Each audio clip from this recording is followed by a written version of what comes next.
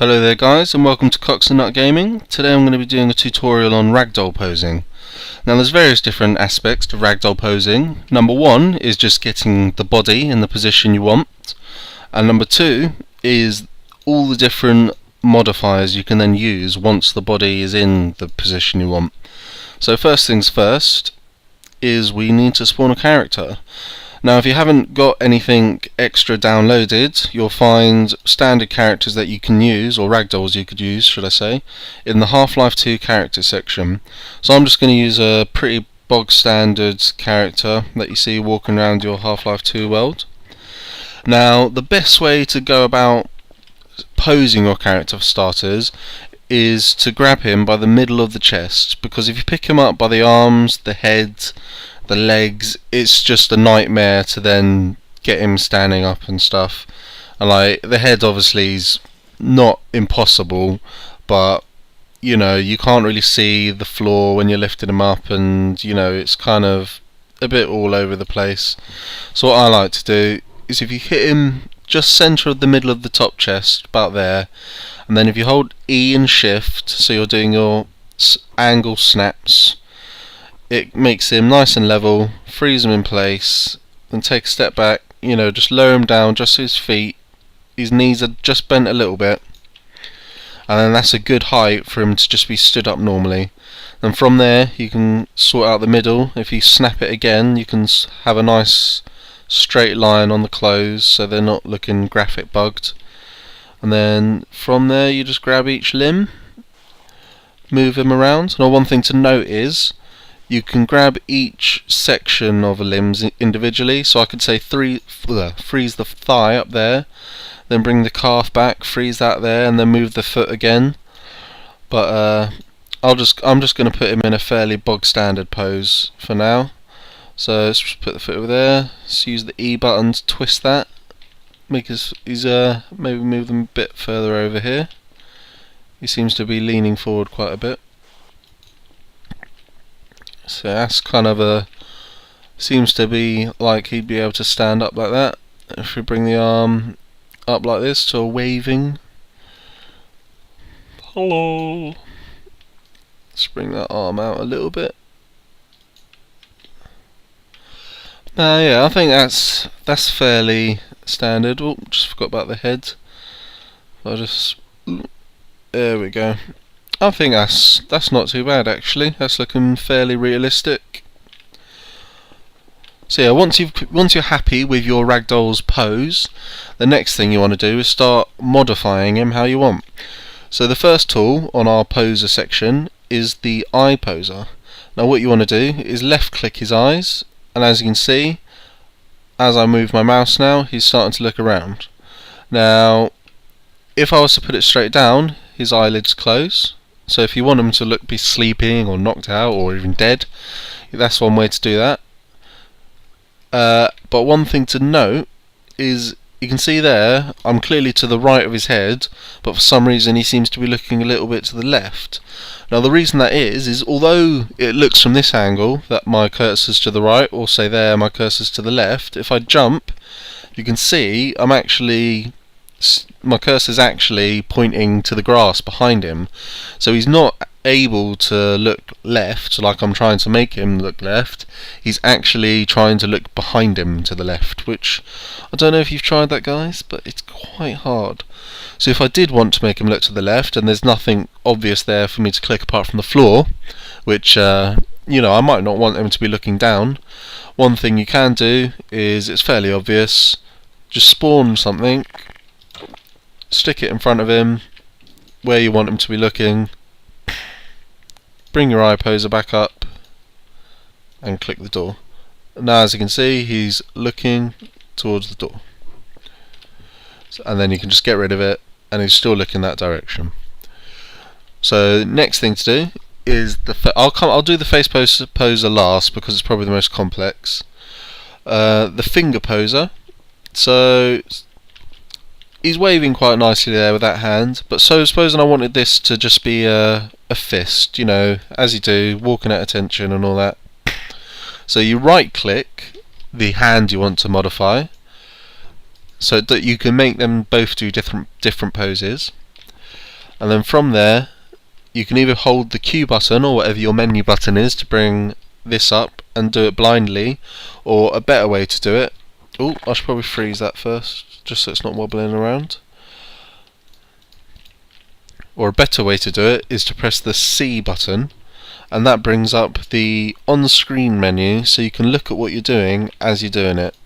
Now as you can see, there's 4 pre-made ones. You've got flat, which just opens every finger up wide.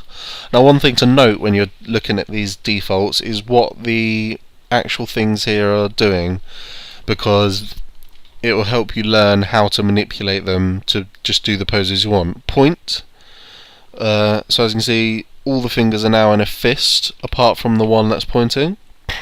We've got a thumbs up, and then just default, which is very much like flat but just a bit more natural.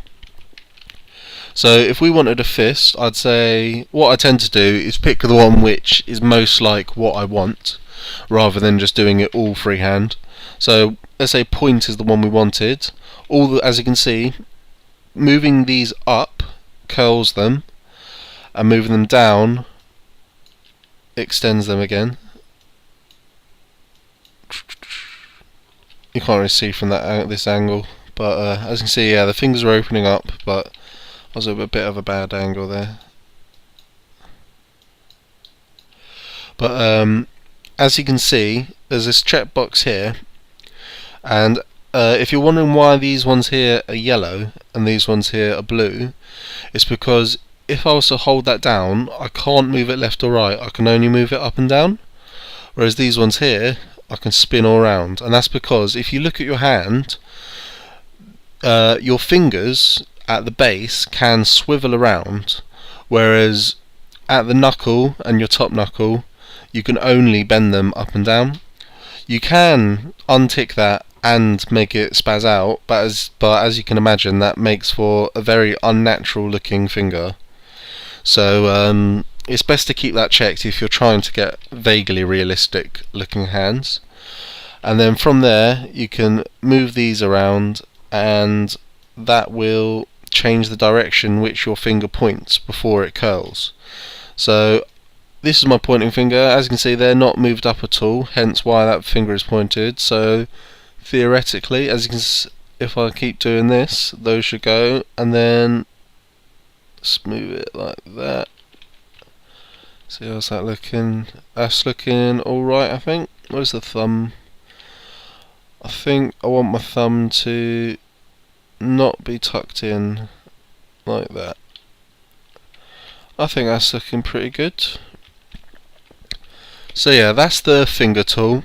So it's not that complex once you've had a little tinker. The best thing to do with all these tools, to be honest, is just to play around with them. It's the best way to learn them. You can't really be taught how to make a realistic hand pose. You've just got to compare it. The best way to do it is just to pull the pose you want to make yourself, and just keep checking back to your own hand, or in this next case, your own face. I'll quickly go over the inflator because it's so simple. Left click on a body part, it gets bigger. Right click on a body part, it gets smaller.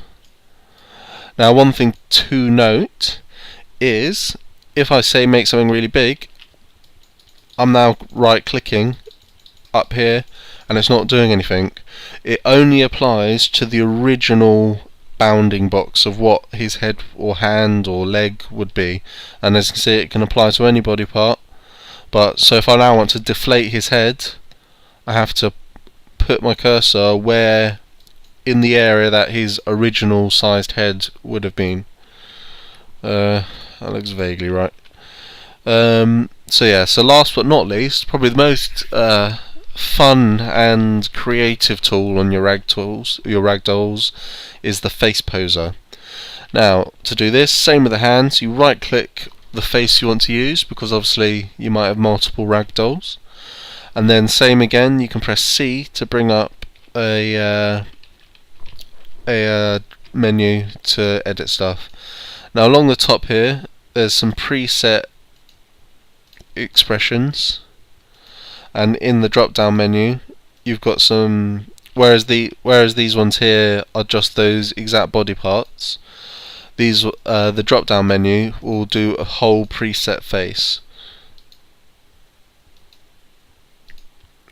which are quite funny. But yeah, so again with this, there's not really a set way to teach you how to do it. It's just a case of, if you play around with each slider, you'll slowly see what they do. With the eye ones, it's hard to see what they do when just playing around with one. You kind of have to play around with all of them at once, because as you can see, you've got 1, 2, 3, 4 different sliders just for each eye. And when you think about all your eye really does is open and close, bearing in mind the direction of your pupils is based on a different tool, you know, that's quite a lot of sliders just for the sake of opening and closing your eyes. So I normally find with these, if you want it open, stick them all to 0, stick them all to 1, sorry. If you want it closed, stick them all to 0. Oops, where are we? Oh, see, the eyes, they confuse me a little bit. But as you can see, it's just playing around with the slider. You'll eventually get what you want.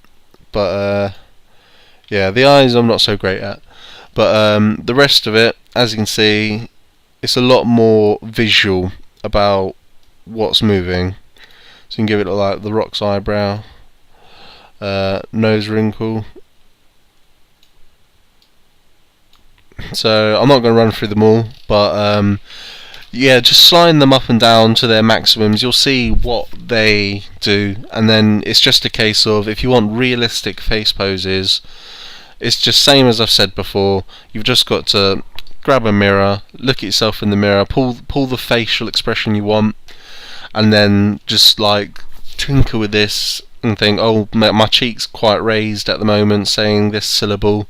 If I want to do that word, I'll have to raise the cheek slider. And now, so in regards to, say, animation, which I know a lot of people like to do with their ragdolls, you have to sound out each syllable in a word. So supposing I was going to do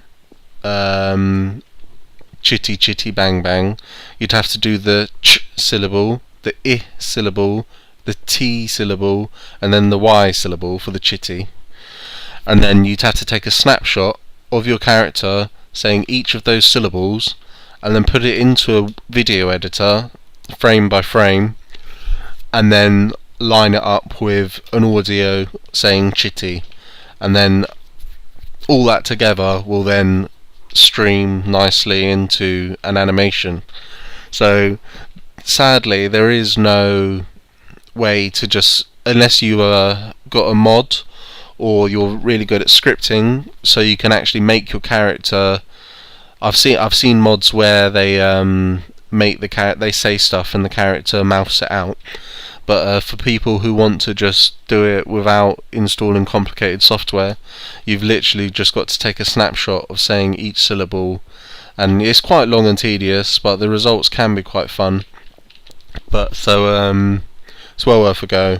Or just make them. I've seen a lot of people just have their head wobble while they talk, which is equally as funny. Because let's face it, no videos in Garry's mod are that serious. So yeah, so that's it for the pose, the eye poser, the face poser, the finger poser, and the inflator. I've shown you how to pose your ragdoll in a way which is vaguely natural and easy to do. But finally you have the statue tool. And what this means is, okay, I've finished my character, he's exactly how I want him, but what I don't want to happen is, oops, I've clicked his hand by accident and now he's just completely messed up his pose.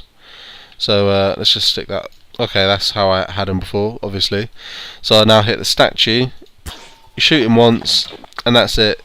No matter what you do now, he is just an object. Now, one thing to note when you've made him into a statue is, although you can't move the individual parts, he still gets frozen by his individual parts.